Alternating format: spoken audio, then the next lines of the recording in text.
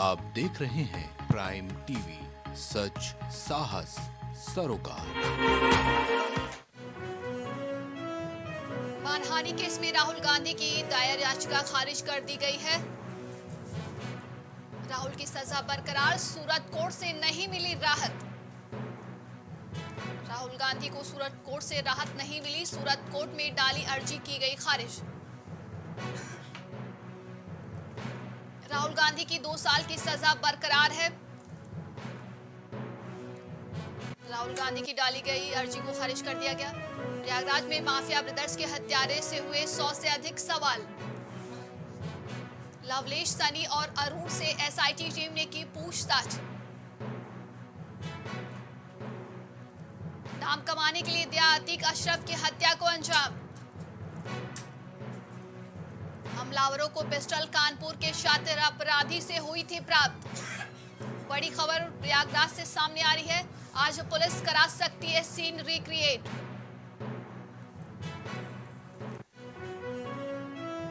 Mafia brothers के हत्यारों से हुए 100 से अधिक सवाल। लवलेश, सनी और अरुण से एसआईटी टीम ने पूछताछ की है, जहां पर उससे 100 से अधिक सवाल उन लोगों से पूछा गया है। नाम कमाने के लिए दिया अतीक अशरफ की हत्या को अंजाम। हमलावरों को पिस्टल कानपुर के शातिर अपराधी से हुई थी प्राप्त। आज पुलिस करा सकती है सीन को रिक्रिएट। ज्यादा जानकारी के लिए इस खबर पे हमारे साथ संवाददाता कलीम जुड़ेंगे। कलीम, देखिए, माफिया ब्रदर्स के जो हत्यारे थे उनसे 100 से अधिक सवाल किए गए हैं। वहीं पर बताया जा रहा है कि कानपुर का एक बड़ा अपराधी है जिन्होंने उसे पिस्टल दी थी।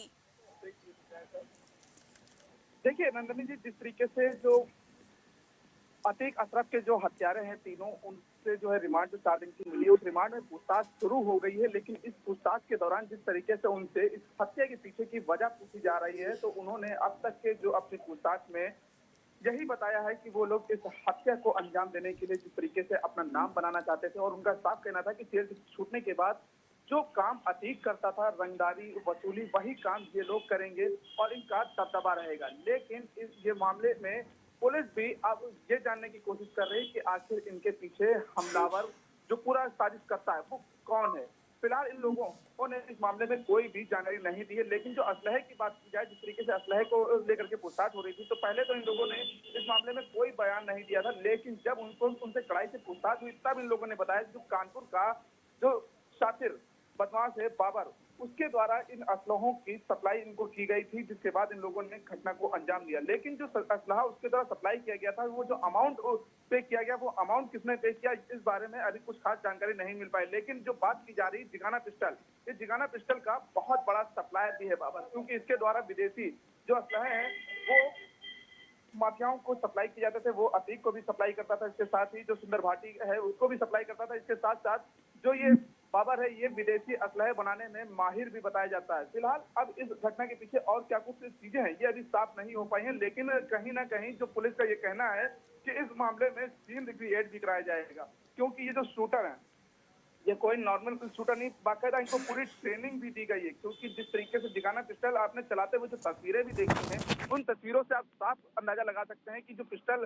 चलाने के दौरान इन लोगों का मूवमेंट है, उस मूवमेंट से साफ अंदाजा है कि इन लोगों को ट्रेनिंग देने के बाद इस पूरी घटना को कराया गया। लेकिन इस घटना के पीछे कौन सा चेहरा है, वो चेहरा अभी सामने नहीं आ पाया, जिसके को लेकर के पुलिस लगातार पूछताछ करने में जुटी हुई है।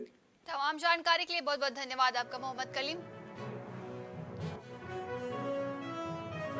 तो लखनऊ से खबर है, विदेशी चंदा मामले पर 4 एनजीओ पर हुई एफआईआर। बड़ी खबर लखनऊ से सामने आ रही है। सीबीआई की एंटी करप्शन ब्रांच ने केस दर्ज होने के बाद शुरू की है जांच। चंदा को लेकर बड़ी कार्रवाई। 29 फरवरी 2012 को सीबीआई को मिली थी शिकायत। 4 मई 2022 को मुकदमा दर्ज करने को मिली थी सहमति। ज्यादा जानकारी के लिए इस खबर पे हमारे साथ संवाददाता मोहम्मद कलीम जुड़ेंगे। मोहम्मद, विदेशी चंदा मामले पर 4 एनजीओ पर एफआईआर किया गया है।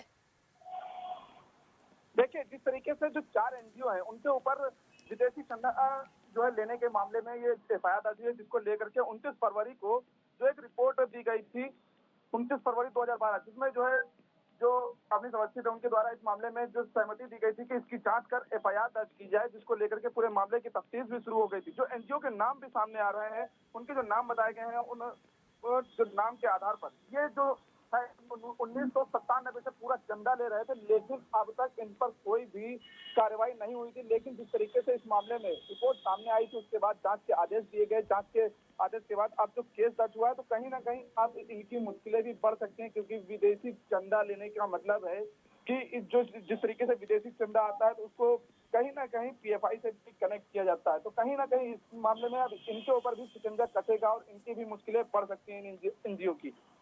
तमाम जानकारी के लिए बहुत बहुत धन्यवाद आपका मोहम्मद कलीम।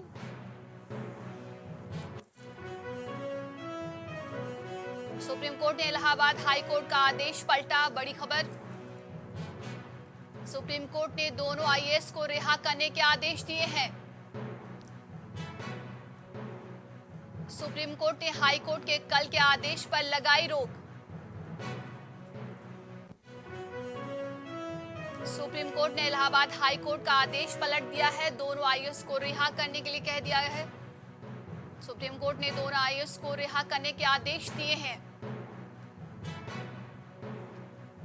सुप्रीम कोर्ट ने हाई कोर्ट के कल के आदेश पर रोक लगा दी है।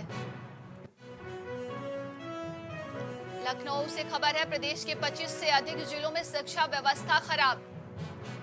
अब स्कूलों की शिक्षा व्यवस्था सुधारने में जुटा बेसिक शिक्षा विभाग।